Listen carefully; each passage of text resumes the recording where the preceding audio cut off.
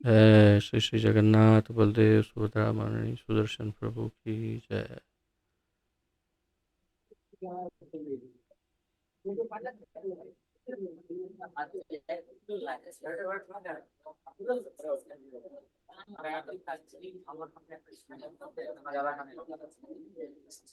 जय, बहुत ही आनंद है। और लड्डू गोपाल जी बाकी सब जो भी हैं सबके दर्शन। जय।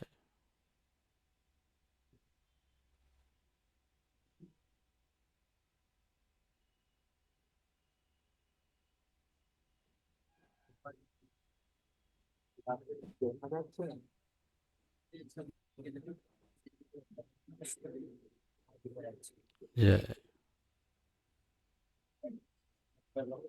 अब भक्तों के दर्शन।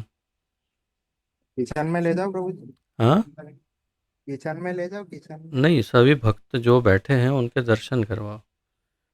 गैलरी में, यहाँ वहाँ जहाँ जो भी बैठे हैं।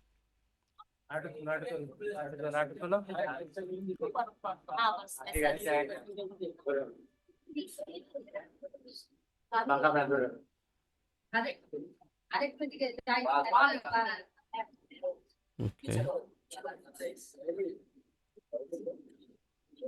ओ, पूजा माता जी।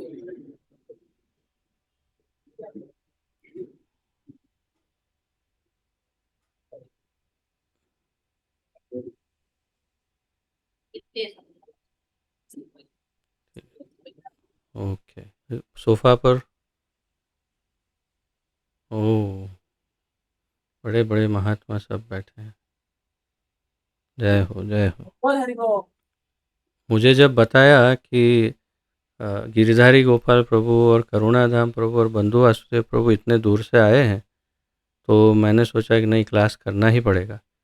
अभी यहाँ लाइट का बहुत प्रॉब्लम है, मुझे नीचे जाना है, लेकिन आप सब लोगों के कारण मैं नीचे नहीं जा रहा हूँ और क्लास करने बैठ गया हूँ, क्योंकि आप लोग इतने दूर से आए हैं। बहुत बहुत धन्यवाद। जय। और गैलरी में कोई बैठा है?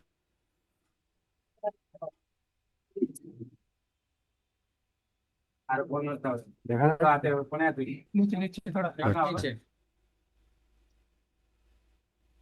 ये कौन है?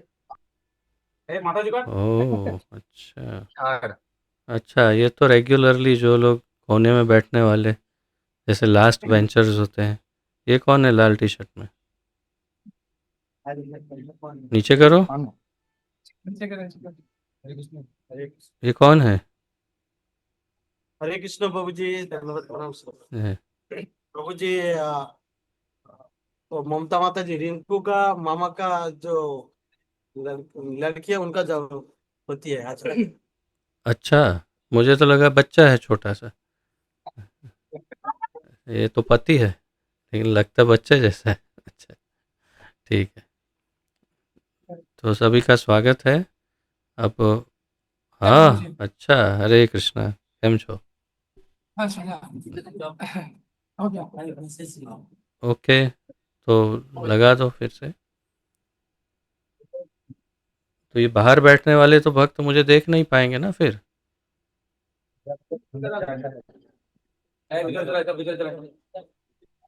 अगर अंदर जगह है तो सभी को अंदर ही बैठाना चाहिए।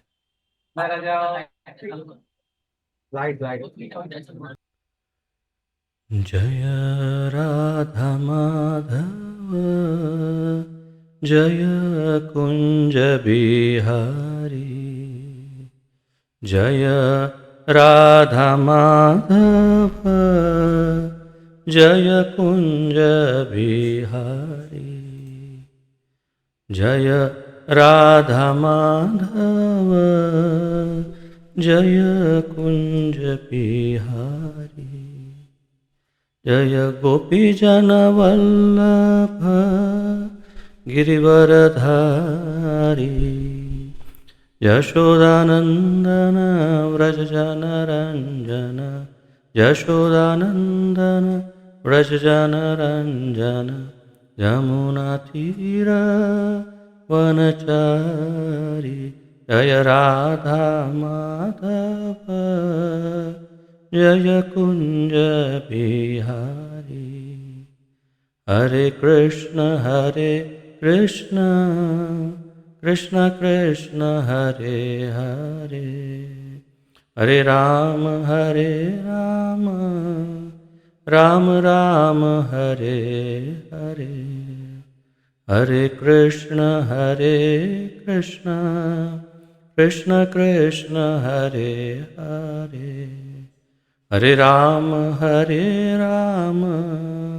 राम राम हरे हरे, हरे कृष्ण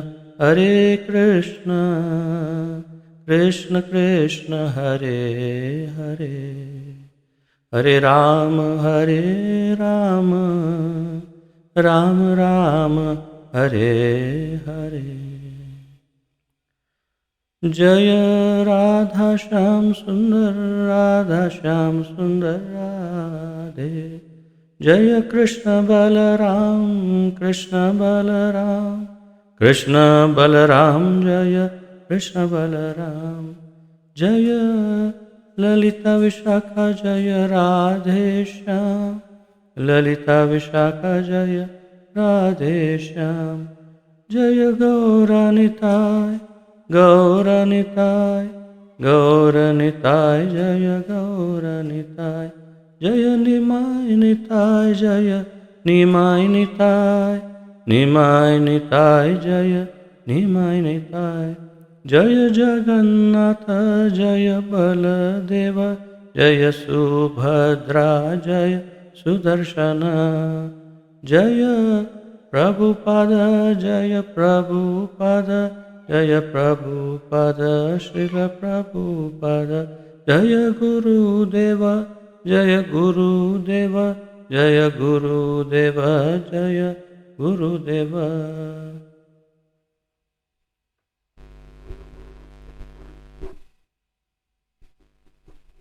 हरे कृष्ण। पतित पावन जगत गुरु श्रील प्रभुपाद की जय, पतित पावन गुरु महाराज की जय, निताय गौर प्रेमानंदे हरि हरि। तो आप सभी का बहुत बहुत स्वागत है इस विशेष कार्यक्रम में। जैसे कि मैंने बताया, यहाँ हमारे बिल्डिंग में सुबह से वोल्टेज का बहुत प्रॉब्लम था। लाइट 7 बजे से कंटिन्यूसली फ्लक्चुएशन था, और क्योंकि मैं सेक्रेटरी हूँ इस बिल्डिंग का, तो सारी जिम्मेदारी मुझ पर। तो मैंने अभी आप 3 बजे जब कीर्तन कर रहे थे तभी मेरे पर फ़ोन आ रहे थे, मुझे नीचे ही जाना था सब चेक करने, लेकिन माता जी ने मुझे आइडिया दिया कि आप अन्य किसी को बोलिए आपकी ओर से नीचे जाए और सब चेक करवाएं जो इलेक्ट्रिसिटी वाले आए हैं, और मैं आप लोगों के लिए उपस्थित हो गया हूँ। तो आशा है और मुझे लगता है कि शायद ठीक हो रहा है, अभी स्टेबल है लाइट। तो लीलामृता, अगर तुम अंदर आके पंखा चालू करके देख लो अगर सप्लाई आ गया है तो, क्योंकि काफ़ी गर्मी में बैठा हूँ लग रहा है मुझे। देखो तुम, अभी फ्लक्चुएशन नहीं हो रहा है। ओह अच्छा, मतलब स्विच ऑफ किया है उन्होंने। ठीक है, बंद कर दो। देखना फ्रिज में अगर लाइट आए तो यहाँ ऑन कर देना आके पंखा। हाँ, तो बस आप सभी का प्रेम मुझे खींच के लाया। विशेष रूप से जब मैंने पूछा संतुष्टा को कौन कौन आया है, जब आप सबके नाम बताए तो मुझे लगा कि आप लोगों के लिए तो मुझे आना ही चाहिए। आप सब इतने दूर से इतनी बारिश में आए हैं तो बहुत ही अच्छा लगा। और जो नहीं रुक पाए उसमें से भी अधिकतर भक्त सब यहाँ ऑनलाइन दिख रहे हैं मुझे। तो शिव जीवन प्रभु आराम कर रहे होंगे लेकिन फिर भी सुन रहे हैं। वहाँ से माणिक चौक से भक्त जुड़े हैं, चंद्रशेखर प्रभु जुड़े हैं। मुझे बहुत ही अच्छा लगा क्योंकि काफ़ी समय से उनसे मिल नहीं पाया हूँ। और खुशबू है, आगमनी माता जी है, तो आप सबका बहुत बहुत स्वागत है। और दुर्भाग्य से मैं कोई विशेष तैयारी नहीं कर पाया हूँ आज के क्लास की, क्योंकि संपूर्ण रूप से व्यस्त रहा। सुबह भी एक क्लास था, वो भी बिना तैयारी के दिया, जो पहली बार दे रहा था। कितना आश्चर्य है ना, ऐसा कभी नहीं करना चाहिए। श्रील प्रभुपाद जी ने बताया है, गुरु महाराज बताते हैं, जब भी क्लास देना हो तैयारी करनी चाहिए।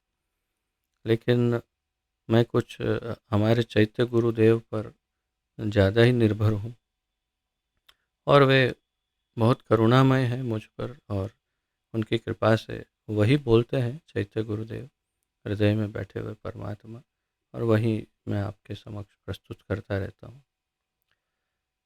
तो ये हमारा सौभाग्य है कि श्रील गुरु महाराज की अनुकंपा से, श्रील प्रभुपाद की कृपा से, सभी वैष्णवों के आशीर्वाद से, हमारे ठाकुर जी की कृपा से हम यहाँ पर इस दिव्य धाम श्री वृंदावन धाम में विराजमान हैं, और यहाँ से आप सबको यहाँ पर उपस्थित सभी भक्त जगन्नाथ मंदिर में और अहमदाबाद स्थित सभी भक्तों से संपर्क कर पा रहे हैं। ये टेक्नोलॉजी भी एक कृपा ही है ठाकुर जी की, अन्यथा हम कैसे एक दूसरे को देख पाते हैं या इस तरह बात कर पाते हैं। बस टेक्नोलॉजी का दुरुपयोग ना हो, ये बहुत आवश्यक है। श्रील प्रभुपाद जी ने संन्यास धर्म के विपरीत उन्होंने कुछ कार्य किए।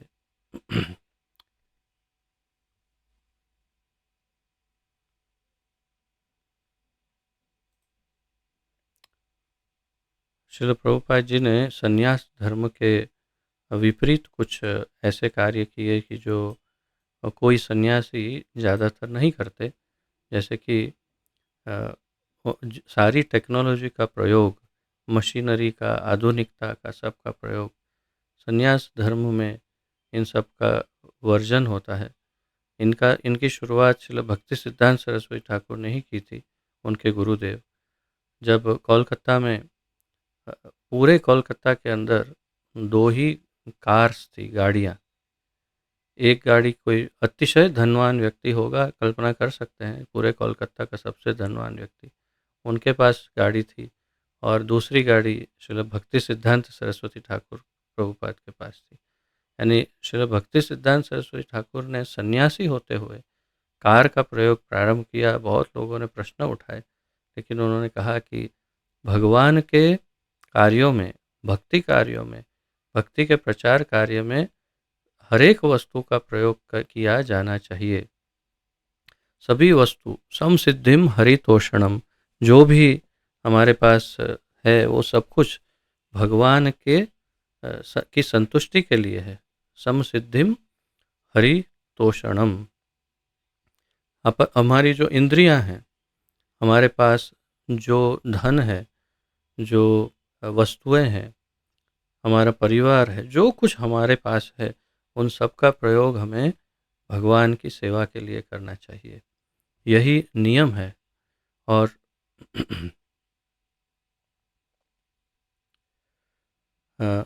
इसी नियम के अंतर्गत हम गौड़ीय वैष्णव जो हैं, वे हम सभी श्रील भक्ति सिद्धांत सरस्वती ठाकुर का अनुगमन करते हैं। श्रील भक्ति सिद्धांत सरस्वती ठाकुर ने कहा कि यदि कृष्ण के प्रचार कार्य में कोई चीज़ उपयोग में लिया जा सकता है तो बिल्कुल हिचकिचाना नहीं चाहिए, और उनके ही पद चिन्हों में चलकर श्रील प्रभुपाद जी ने भी यही कार्य किया। और इसी प्रकार उन्होंने बार बार हमें प्रेरणा दी कि आप सभी आधुनिक वस्तुओं का उपयोग करिए। श्रील प्रभुपाद जी के वीडियो हैं जो आप देख सकते हैं, बहुत ही सुंदर उसमें उन्होंने उपदेश दिए हैं। तो वे इंटरव्यू में बताते हैं श्रील प्रभुपाद जी कि किसी इंटरव्यूअर ने पूछा उनको कि आप अमेरिका के बहुत अमीर धनवान गुरु हैं? तो श्रील प्रभुपाद जी ने जवाब दिया कि हमारे भगवान सर्वशक्तिमान है और सबसे अधिक धनवान है, तो उनके भक्त क्यों धनवान ना हो? हमारे ठाकुर जी धनवान हैं तो उनके भक्त भी धनवान हैं। तो इसी प्रकार अ, उन्होंने कहा कि आपके मंदिर में गाड़ियां हैं, आप लोग गाड़ियों का प्रयोग करते हैं। तो किसी ने इंटरव्यूअर ने पूछा कि मैंने सुना है कि आपके पास एक गाड़ी है। तो प्रभुपाद जी ने कहा नहीं, मेरे पास 9 गाड़ी है, एक नहीं। तो कहने का तात्पर्य है कि हम लोग अपने प्रयोग के लिए, अपने उपयोग के लिए गाड़ी का प्रयोग नहीं कर रहे हैं, हम प्रचार के लिए कर रहे हैं, ताकि लोग कृष्ण भावना भावित हो और सभी का दुख दूर हो सके इन वस्तुओं का प्रयोग करके। तात्पर्य क्या है कि वास्तव में जब कभी हम अ, किसी भी आधुनिक वस्तु का प्रयोग करते हैं तो हम अधिकतर अपने लिए करते हैं, लेकिन उसका प्रयोग यदि कृष्ण की सेवा में किया जाए उस वस्तु का प्रयोग, तो ही वो उपयुक्त है और तो ही वो कारगर है और हमारे पास वो हमें योग्य सेवा प्रदान करता है। जैसे हमारा स्मार्टफोन या कंप्यूटर, लैपटॉप, कैमरा आदि या जो कुछ भी आधुनिक है, उन सभी का प्रयोग हमें केवल भगवान की सेवा के लिए करना चाहिए। और यदि ऐसा करते हैं तो हम उचित कर रहे हैं, क्योंकि ईशावास्यम इदम सर्वम, भगवान ईशोपनिषद में कहा है कि ये सब कुछ भगवान का है, जो कुछ भी है सब कुछ भगवान का है। तो इसलिए सब कुछ भगवान की सेवा में उपयोग किया जाए तो उचित है। वहाँ से बंद है। इसी प्रकार हमारे पास जो कुछ भी है वो सब कुछ, यानी आप अपने स्मार्टफोन का उपयोग किस लिए करते हैं? ज़्यादातर बिजनेस या व्हाट्सएप या यूट्यूब देखने के लिए, या इस प्रकार आप कोई अपने निजी मनोरंजन के लिए करते हैं। लेकिन समसिद्धिम हरितोषणम, जो कोई भी सिद्धियां हैं वो भगवान की संतुष्टि और उनके आनंद, उनके मनोरंजन के लिए। तो फिर यदि हम अपना मनोरंजन कर रहे हैं तो ये अनुचित उपयोग है। इसलिए हमें करना क्या चाहिए? भगवान के लिए उसका उपयोग करना चाहिए। तो आप जैसे हम देखते हैं कई बार फेसबुक में बहुत अच्छे से प्रचार हो सकता है, किया जा सकता है। वास्तव में देखिए, मुझे आपको कहते कहते याद आया कि मुझे इस वीडियो को फेसबुक में लाइव करना था, लेकिन आज मैं भूल गया और वैसे लेट भी हो गया, तो आज रहने देते हैं। लेकिन अगली बार से सारे लेक्चर हम फेसबुक पर भी लाइव करेंगे। बहुत भक्त देखते हैं उसमें। तो आप मेरे फेसबुक प्रोफाइल में देखिए, आपको मेरी अपनी तस्वीरें कितनी नज़र आती है, यानी मैंने अच्छा मेकअप किया है और देखो मैं कितना सुंदर दिखता हूँ, या ये वो। भगवान के प्रचार के लिए जो कुछ भी ज़रूरी लगता है, जो जिससे दूसरे प्रभावित हो और भक्ति की तरफ आकर्षित हो, ऐसी ही वस्तुएं हमें सोशल मीडिया पर पोस्ट करनी चाहिए। जैसे मेरा श्री नरेंद्र मोदी जी के साथ फ़ोटो है, तो मैंने मेरे प्रोफाइल में पोस्ट किया होगा। क्यों? ताकि कोई जो सामान्य लोग हैं प्रभावित हो के आकर्षित हो। जब आकर्षित होंगे तो हम उन्हें भक्ति की ओर ले जाएंगे। हेतु वो है। लेकिन यदि मैं कितना सुंदर, यानी ये चमड़ी का ये मांस हड्डी चमड़ी वाला ये कितना सुंदर दिखता है, वो उसके लिए यदि सोशल मीडिया का प्रयोग किया जाए तब तो ये बहुत ही ज़्यादा अनुचित है। हमारे भक्त मंडल में कुछ कुछ माताओं को ये बहुत ही बुरा रोग लगा हुआ है। मैं लीलामृता से कहता हूँ कि स्पष्ट कहो उन्हें, लेकिन वो कह नहीं पाती है। तो मैं बताता हूँ, गुरु का दायित्व है। गुरु यदि कान नहीं पकड़ेगा और सही रास्ता नहीं दिखाएगा, अगर टोकेगा नहीं, अगर दंड नहीं देगा, डांटेगा नहीं, तो कौन करेगा? ये हमारा परम कर्तव्य है कि हम जो अनुचित मार्ग पर चल रहे हैं उन्हें उचित मार्ग दिखाएं। तो जो माताएं सोशल मीडिया पर बस अपने ही तस्वीरें पोस्ट करने में लगी हुई हैं, उन सभी के चरणों में निवेदन है कि ठाकुर जी के बारे में कुछ पोस्ट करो। कैसी दिखती हो आज, कैसे मेकअप किया है, उस सब से कोई लाभ नहीं होने वाला है, बल्कि हानि बहुत ज़्यादा होगी। आप लोग हँसेंगे कि देखो तिलक तो लगाया है, लेकिन भौतिक विचार है कि अब उनका शरीर, अभी तक ये उन्हें स्पष्ट नहीं हुआ कि मैं शरीर नहीं, मैं जीवात्मा हूँ। अपने शरीर को ही मैं मान करके उसकी सुंदरता प्रदर्शित कर रहे हैं सोशल मीडिया पर।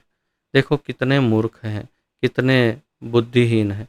ऐसे जो वास्तविक भक्त हैं वो देख करके बहुत ही हीन भाव उन्हें लगता है, मुझे भी।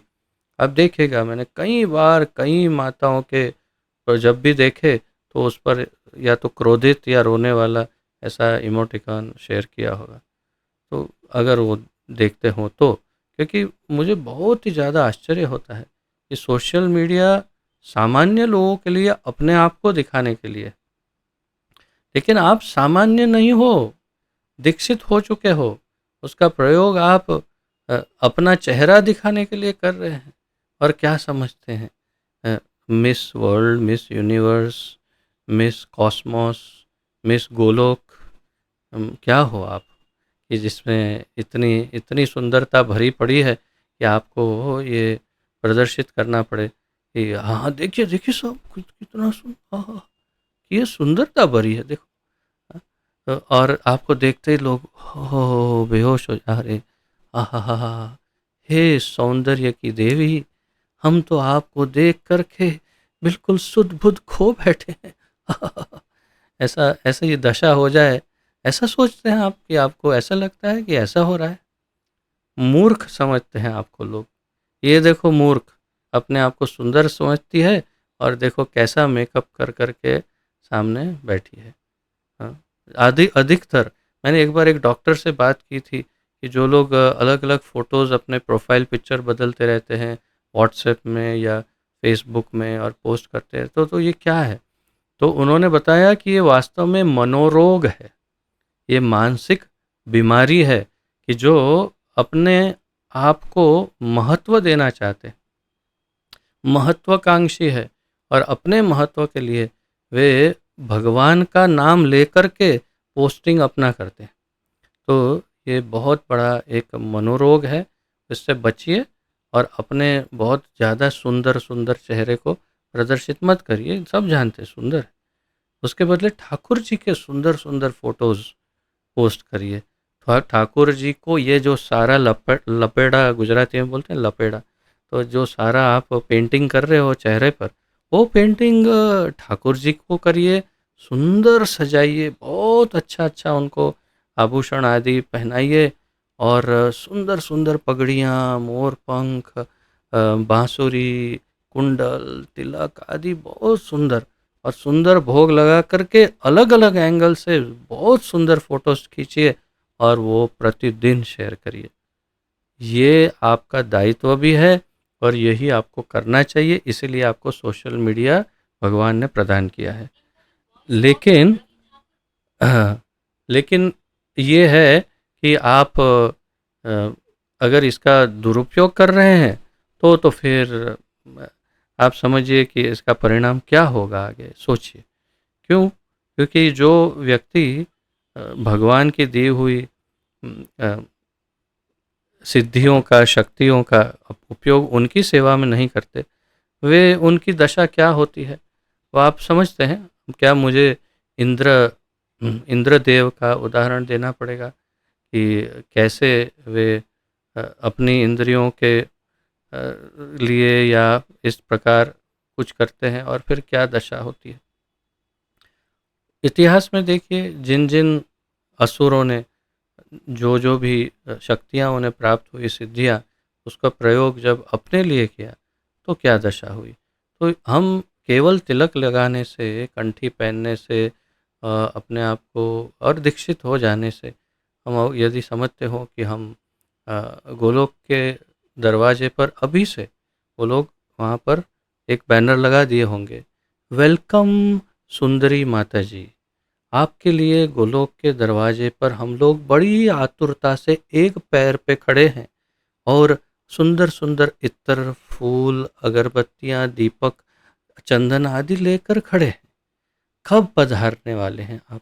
जैसे ही आएंगे गोलोक के दरवाजे पर नगाड़े बजेंगे, ढोल बजेंगे, सुंदर सुंदर अप्सराएं नाचेंगी, भगवान कृष्ण और राधा रानी हाथ जोड़ के खड़े होंगे आपके स्वागत में। तो आप जल्दी आइए सुंदरी माता जी। तो ऐसा आप यदि कल्पना करते हैं कि ऐसा कुछ होने वाला है तो अ, आप भ्रम में हैं, आप बहुत बड़े भ्रम में हैं। इसलिए सावधान रहिए और इस भ्रम से बाहर निकलिए।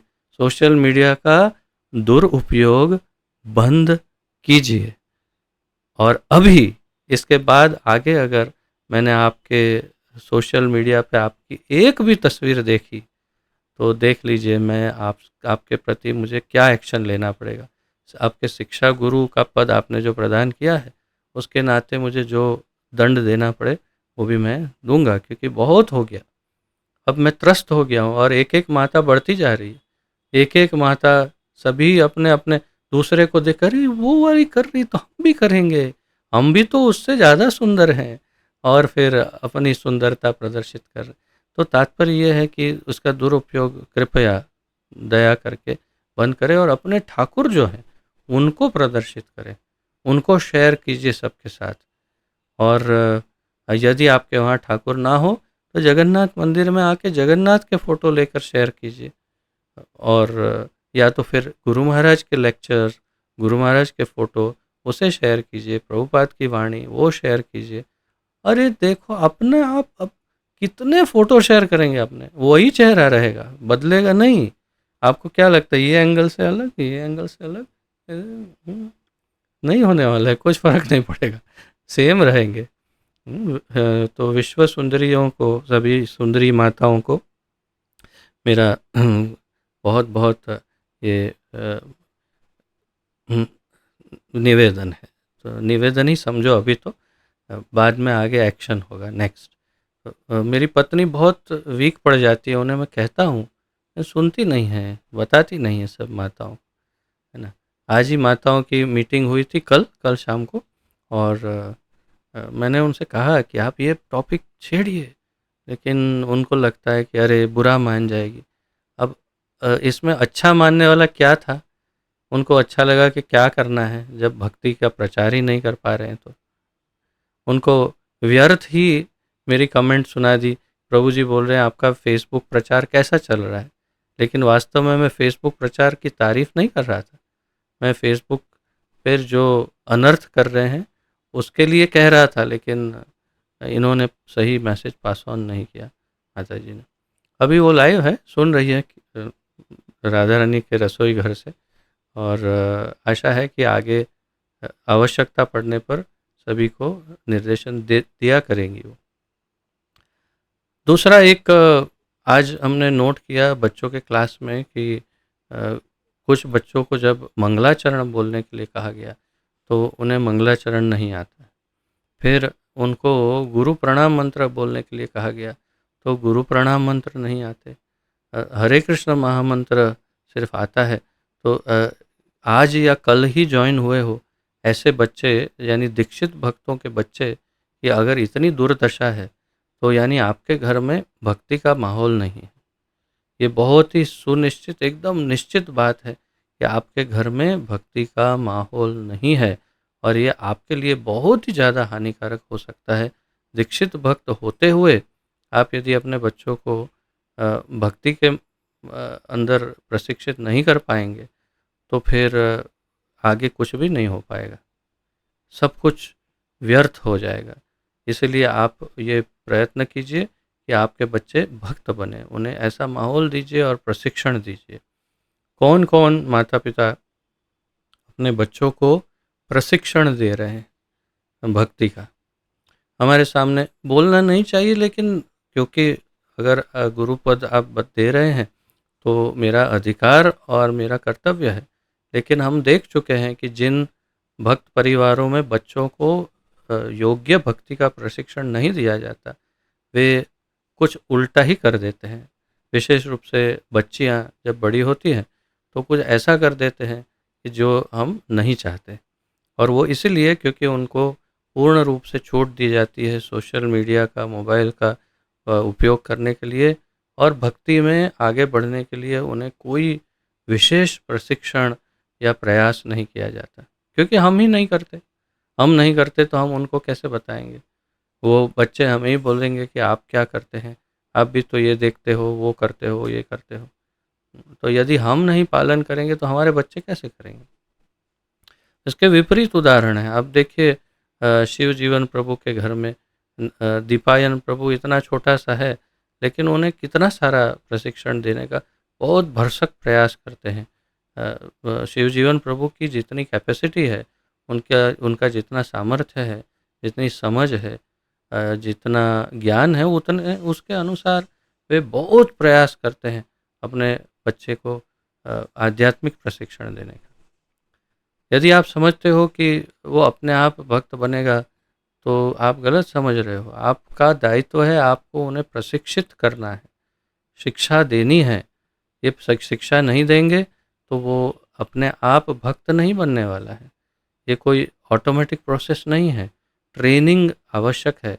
आप शिव जीवन प्रभु से पूछिए कैसे प्रशिक्षण देते हैं वे दीपायन को, जिससे कि वो इतना कुछ जानते हैं, इतनी सारी सेवा। इनके ऊपर तो हमने पूरा वीडियो बनाया, तो वो क्यों? और आपका बेटा या आपकी बेटी अभी प्रभुपाद और गुरु महाराज का प्रणाम मंत्र तक क्यों नहीं बोल पाते हैं? यानी आपने कोई प्रयास नहीं किया है अपने पुत्र या पुत्री के आध्यात्मिक प्रशिक्षण के लिए, कोई प्रयास नहीं। ऐसा होगा तो भविष्य क्या होगा आप अच्छे से जानते हैं। अभी तो हाथ माला में हाथ डाल के बैठ जाता है, लेकिन जैसे ही थोड़ा बड़ा होगा अपने आप अपने रास्ते चल पड़ेगा। हमने कई भक्तों के बच्चों को देखा जो छोटे थे, जो बहुत सारे बच्चे आप देखिए, यहाँ पर आपके समक्ष भी कहीं बैठे हैं। संतुष्टा माता जी बहुत छोटी बच्ची थी, सखा पार्थसारथी प्रभु है, फिर केशव श्याम केशव राय है, और कई कितने सारे हैं। लेकिन उनको देखिए, वे इतने आधुनिक लोगों के बीच में रहते हुए, पढ़ाई लिखाई करते हुए भी उनका आध्यात्मिक प्रशिक्षण उनके माता पिता ने उनको देना छोड़ा नहीं, और उनको किसी भी तरह से एन केन प्रकारेण उनको प्रशिक्षित करते रहे। तो आज ये सब दीक्षित हो गए। आज ये सभी कैसे भी किसी भी अवस्था में लेकिन भक्ति में जुड़े। ये नहीं कि अभी क्लास छोड़कर कहीं अपने फ्रेंड्स के साथ हो या टाइम पास कर रहे हो, कैसे भी है तो यहाँ भक्ति में मंदिर में बैठे हैं। तो ये माता पिता के द्वारा ही संभव है। ये कोई बाहर से कौन आएगा ये सब प्रशिक्षण देने के लिए? गुरुकुल में तो डाला नहीं है बच्चों को, और स्कूल में ये सिखाते नहीं हैं, ट्यूशन में तो संभव ही नहीं है, ये तो खाली धन कमाते हैं। तो फिर कैसे ये प्रशिक्षण मिले उनको? ये माता पिताओं का ही दायित्व है। अभी से जागिए। यदि सभी बच्चों को हाथ से गंवाना नहीं है, कुछ उदाहरण हमारे लिए पर्याप्त है कि बच्चे कैसे कैसे दूसरी लाइन में चढ़ जाते हैं। तो यदि आप अपने बच्चों को गंवाना नहीं चाहते हो तो प्रशिक्षण दीजिए उनको, उनके साथ समय बिताइए। आप बिजनेस में से 1 घंटा 2 घंटा कम कीजिए, बच्चों के साथ समय बिता करके उनको प्रशिक्षण दीजिए और चेक कीजिए कि क्या वो प्रशिक्षित हो रहे हैं, क्या उन्हें सब आता है। शर्म की बात है कि हमारे ही ग्रुप के बहुत सारे बच्चे बहुत कुछ नहीं जानते। ये तो बड़े आश्चर्य और शर्म की बात है। अन्यथा इस उम्र में तो कितने श्लोक भगवत गीता के और क्या स्तुतियाँ क्या क्या आना चाहिए। ये सब किसका दायित्व है? ये सब माता जी संडे में एक क्लास करती है, संडे संडे, उसमें क्या कर पाएगी, कितना कर पाएगी? और जो प्रेजेंटेशन देती है उसमें स्मरण कितना रख पाएंगे? तो इसलिए आपका परम कर्तव्य है प्रतिदिन उन्हें प्रशिक्षण देना। तो आशा है आप सब आंखें खोल करके अब जागृत होंगे और भविष्य को देखिए और दूसरों का उदाहरण देखिए कि दूसरों के बच्चे जो भक्ति में नहीं आए वो कहाँ गए। क्या आप चाहते हैं आपका बेटा या बेटी उस लाइन पर चला जाए और फिर भटक जाए, अगर नहीं तो उन्हें योग्य प्रशिक्षण देना प्रारंभ कीजिए। ये आपका सबसे अर्जेंट कार्य है, टॉप मोस्ट इमरजेंसी अर्जेंसी। एक बार एक मंदिर में श्रील प्रभुपाद जी गए और वहाँ देखा कि एक माता जी आरती कर रही है, क्योंकि वहाँ पर उस समय पुजारी कम होते थे तो माताओं को सारी पुजारी सेवाएं दी जाती थी विदेश में। तो माता जी आरती कर रही थी और एक तरफ उनका बच्चा रो रहा था। तो प्रभुपाद जी ने कहा आप आरती बंद कीजिए और पहले अपने बच्चे को जाकर देखिए, क्योंकि अपने बच्चे को योग्य देखभाल करके उनको कृष्ण का भक्त बनाना, यही कृष्ण भावनामृत है। भगवान की ये सेवा में कुछ कमी होगी तो चल जाएगा, लेकिन आपका बच्चा यदि कृष्ण भावना भावित नहीं हुआ तो नहीं चलेगा, यानी आपकी भक्ति व्यर्थ हो जाएगी। तो भक्ति का अर्थ है अपने बच्चों को योग्य कृष्ण भावना भावित प्रशिक्षण देना। आशा है ये आप सब अपने हृदय पर लेंगे और योग्य प्रशिक्षण प्रतिदिन देंगे। उसमें कुछ मार्गदर्शन चाहिए तो अवश्य सीधा मुझसे या माता जी से, लीलामृता लक्ष्मी देवीदासी से आप प्रशिक्षण प्राप्त कर सकते हैं। हम हमेशा आपके लिए उपस्थित हैं, तत्पर हैं। कभी भी देखिए, आज मैं नीचे इतना बड़ा कार्य था, इतने बड़े फ्लैट में लाइट का प्रॉब्लम था, लेकिन वो छोड़कर आपको क्लास देने बैठा, क्योंकि ये ज़्यादा महत्वपूर्ण है। इसीलिए तो आप सब, आशा है इन बातों को ध्यान में रखेंगे। और देखिए ये दीपशिखा का भी कितना अच्छा प्रोग्रेस है। क्यों? क्योंकि माता जी बहुत ही ध्यानपूर्वक उसे प्रशिक्षण देती है, उसे सब सिखाती है, श्लोका आदि। तो जिसे माता पिता समय बिताकर सिखाते हैं वो बच्चे बहुत उज्जवल और बहुत ही अद्भुत होते हैं।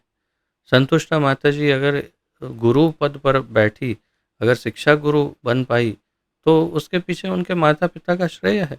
उन्होंने उन्हें इतना प्रोत्साहन दिया, प्रशिक्षण दिया, तभी तो वो इस पद पर बैठ पाई है। तो ये सब माता पिता का दायित्व है। अच्छे उदाहरण देखिए और वो उदाहरण देखिए जहाँ माता पिता ने बच्चों का ध्यान नहीं किया, उन्हें प्रशिक्षण नहीं दिया और बच्चे लाइन से बाहर चले गए। तो ये आपके सामने दोनों उदाहरण हैं और आप सोचिए कि आपको क्या करना चाहिए। आपका परम कर्तव्य है उनका ध्यान रखना, जैसे श्रील प्रभुपाद जी ने कहा। तो बस इस प्रकार आप लोग भक्ति में योग्य रूप से आगे बढ़िए, यही मेरा निवेदन है। यदि किसी का कोई प्रश्न आदि हो तो पूछ सकते हैं, मैं तत्पर हूँ आपके प्रश्नों के उत्तर देने के लिए। आप सबका स्वागत है।